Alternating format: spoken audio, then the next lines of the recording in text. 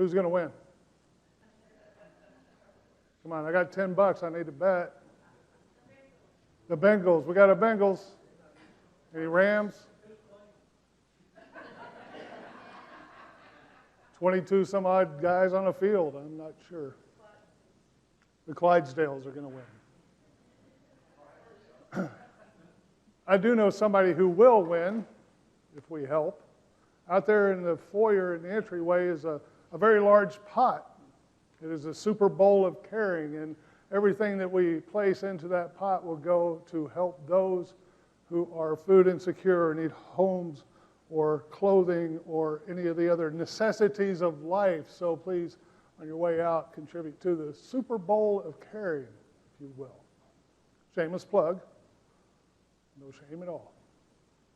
So here we are. We're continuing our series on, wait a minute, Ryan told me not to do this.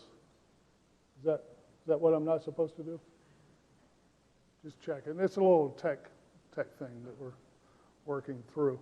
We're continuing with our series on our look at the work of Richard Rohr in his book called Breathing Underwater, Spirituality, or the 12 Steps in Spirituality. And in this book, Richard Rohr talks about those 12 steps of Alcoholics Anonymous and how they illuminate the teachings of Jesus Christ as a way, as the way, for us to regain or experience the wholeness in which God has created us to begin with. Now, these 12 steps can offer us, I know it has offered me, a practical means at getting at this sense of wholeness. As a process, as a collection of principles that we can use in order to realize and fully embrace what Christ has taught us through Christ's life and death and resurrection. So we're quite a ways into this already, so I'm going to give you a real quick, maybe not real quick, but I'm going to give you a recap of what we've covered so far.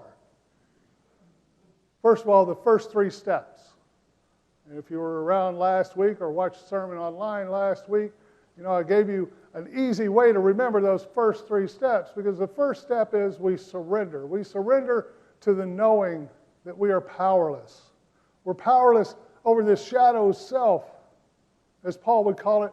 We're powerless over the flesh. Modern psychology calls it the ego. We are powerless over this within us that drives us to do, as Paul would say, the things I don't want to do, and not to do the things that I want to do. I don't even understand my own actions. We are powerless. So we come to this realization that we are not living fully into the wholeness that God has created us, and we're powerless to do much about it. And so we begin to think, hey, I wonder if there's someone who could help me in this. Aha! Perhaps, just perhaps, God could restore me to sanity, as the step says, or perhaps God could bring me into wholeness. Maybe, just maybe. So we become willing to believe. And then we make a decision.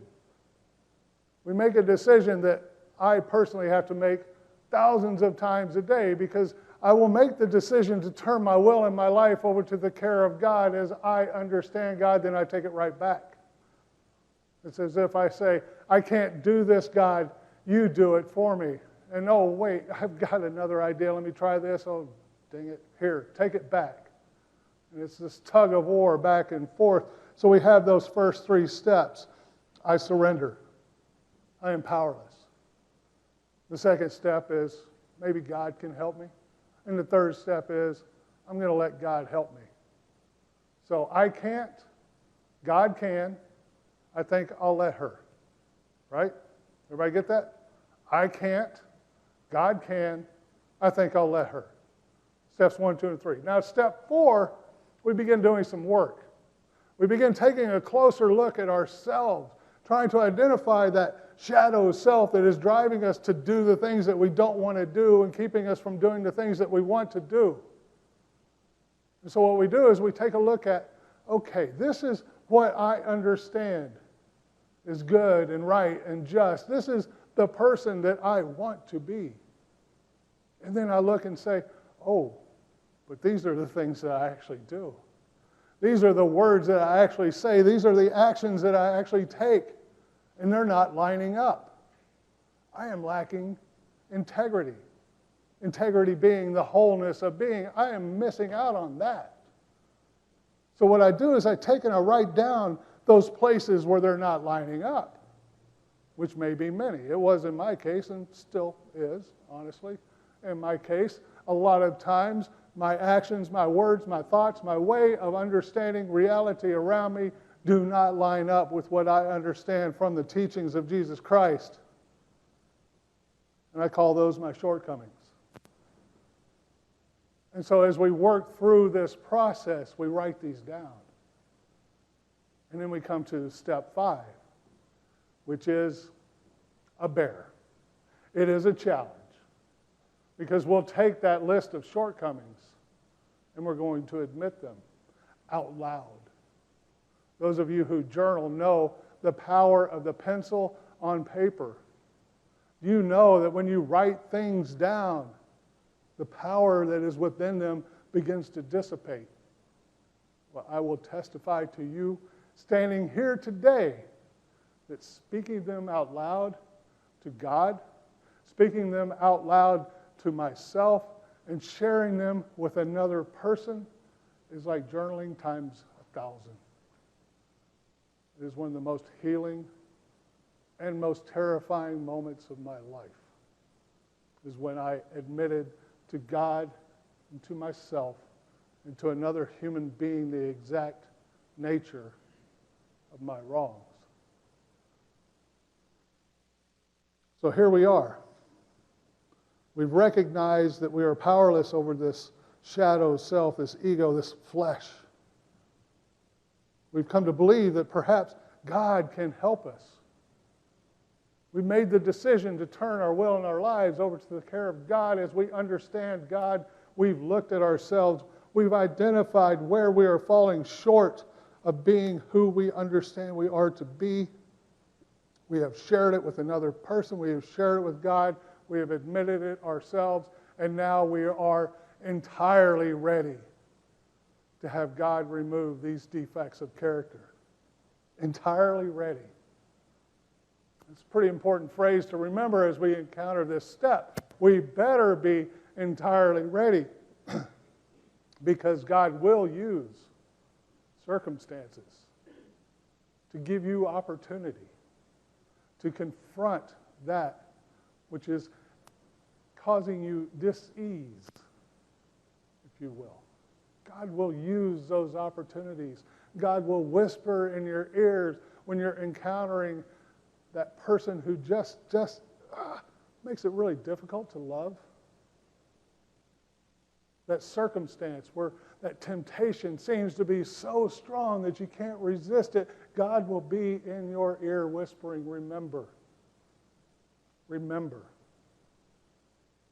When we humbly ask God to remove these defects of character, God will be there in it with us. Everybody with me so far? This is all old stuff. Nods of heads. Nods that are not nodding off, but nods of heads. So now we're in a place where we can begin to look outward.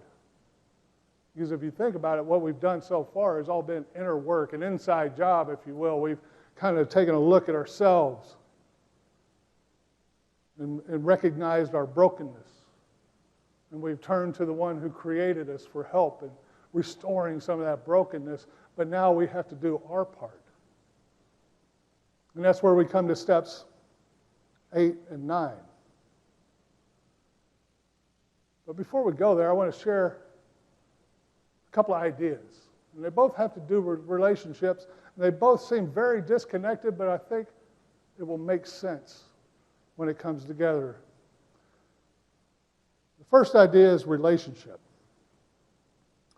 Way back when, in the book of Genesis, after that first chapter, that epic poem that speaks of God's sovereignty and God's creative activity in creation. After that first chapter, we come to chapter 2, which deals a lot more about humanity. And sometime in the early part of that second chapter, God has created Adam, the first human. And God looks.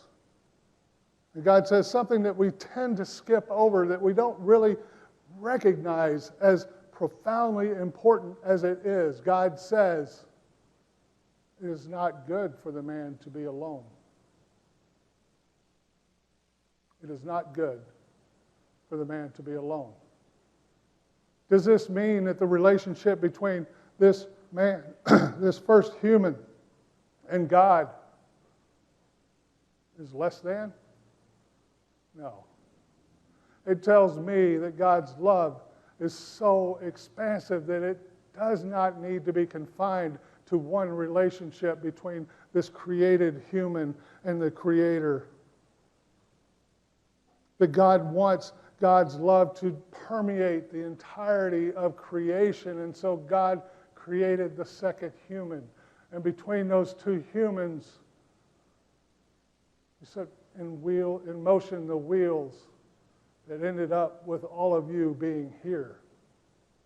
All of you here in relationship. All of you here with the opportunity to be an expression of God's love in all of God's creation. You with me so far? We were not created to be alone. I've never known a happy hermit. Never known a hermit. That's the idea, right? They're all alone. But we are not created to be all alone. Now, this second one, I have to move this over here because it's an illustration. I'm not real good at illustrations, so bear with me. The second point has to do with time and our strange relationship with time. Imagine, if you will, this podium, this pulpit, this dais. This is right now. This is this moment. Over here is the past. Everything that has come before. With me? Over here is the future. Everything that is yet to come. Now, I've been told we can look at the past, and I'll ask the question, can anyone here change the past? Nobody? Dang it. I really needed somebody, because there's some things I'd like to fix. Nobody here can change the past, and over here is the future, and I've been told that's God's territory. If you want to make God laugh, tell God your plans. Everybody know that? So where do we exist? Right here. Where do we encounter God? Is it yesterday? Is it tomorrow? No. We encounter God right here in this moment. Everybody with me so far? We're made for relationships. The only time that exists is this time right now. The only place that we encounter God is right now. Everybody got that? Step 8. Made a list of all persons we have harmed and became willing to make amends to them all. We're going to look over here. We're going to look in this past. We're going to look at those relationships that we have, and we're going to identify those times when we have done something to someone else that caused them harm. More importantly, we're going to look at those times when we have done something that begin to fray the threads of that fabric of relationships. That makes sense? When I was a child, I did something bad once. Well, I did a lot of bad things. I was a redheaded kid.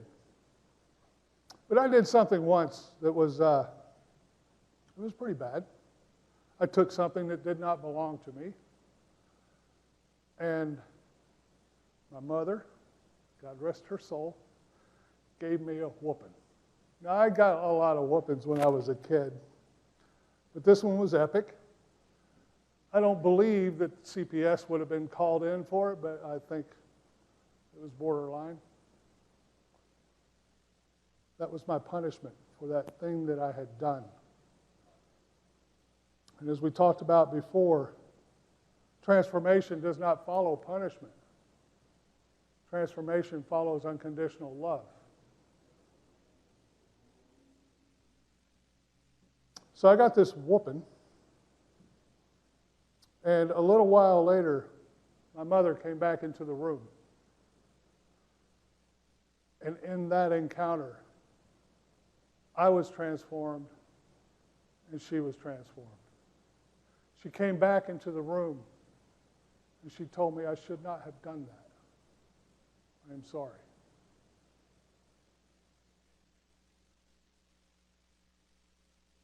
That was transformative for me. And in her confession, in her making amends for that thing that she had done to me, I was given the freedom to make amends for that thing that I had done to her. Why do I share this story? Because I believe if she had not come back into that room, then our relationship would have been different. Because I, most likely, would have carried a resentment for that whipping that I got. I would have been stuck over here, way back in the past, where that wrong had been done to me. I would have been bound in that place. And every time I looked at her, I would have been bound to that place, way in the past, way away from this moment right here where I can encounter God. I would have been bound here. But instead, she loosed those binds that were holding me there and gave me the freedom to move to this place right here.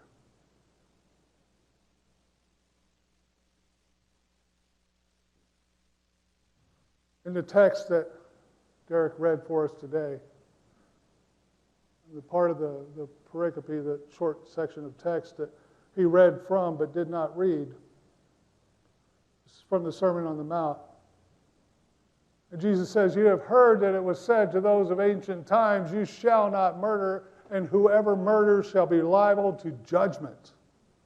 But I say to you that if you are angry with a brother or a sister, you will be liable to judgment. And if you insult a brother or sister, you will be liable to the council. And if you say, 'You fool,' you will be liable to the hell of fire."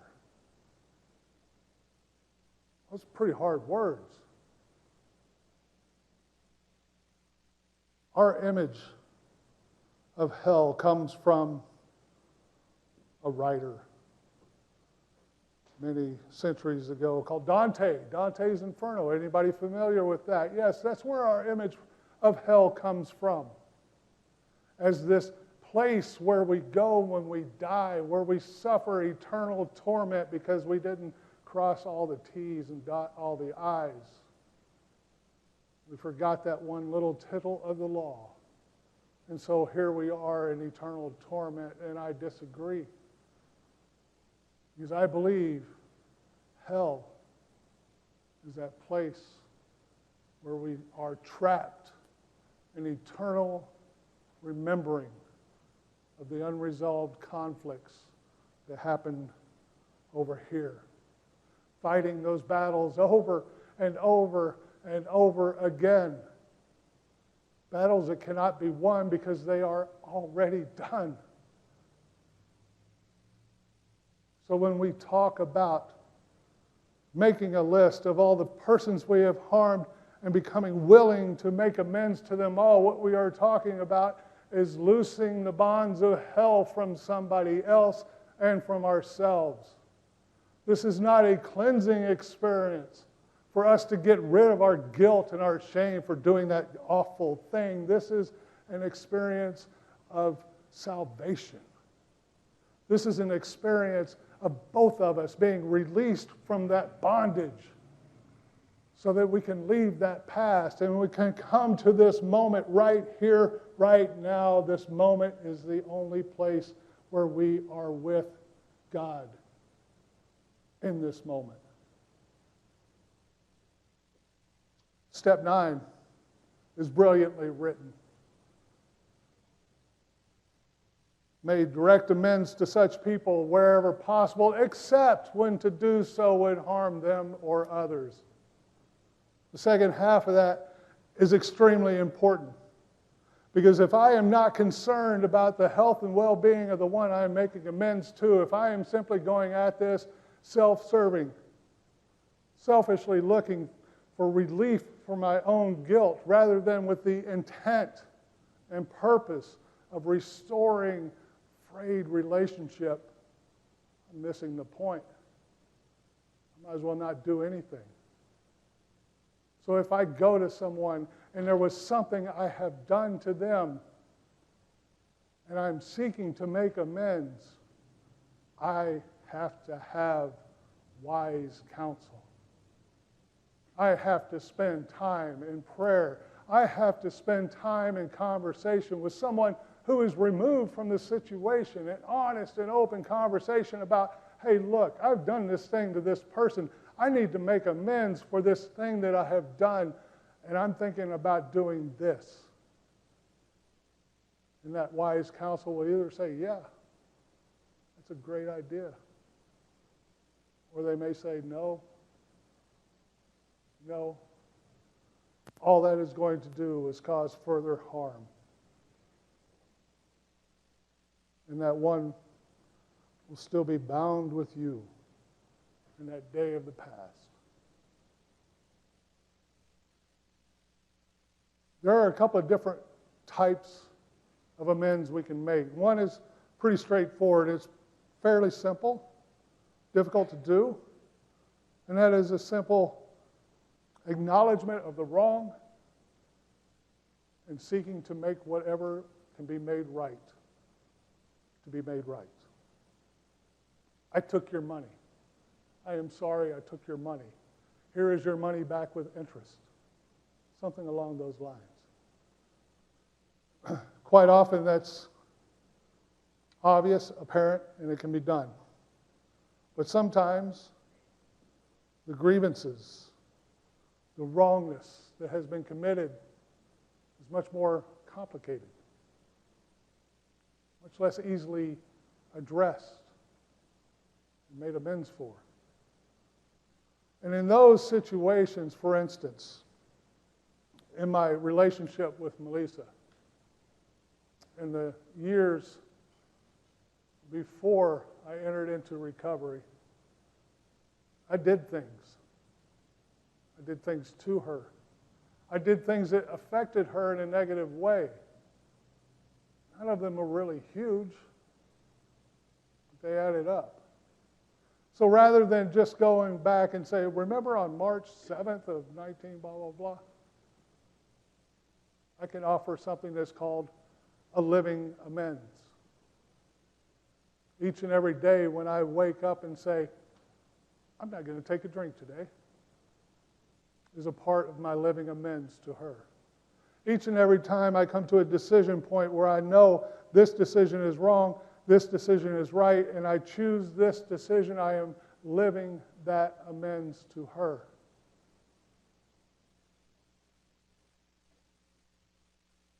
This is hard work, but this is holy work. Because to release someone from the bonds of hell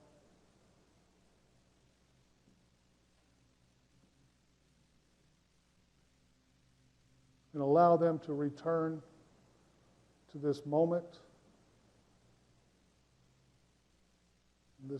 where we encounter God is the holiest work we can do.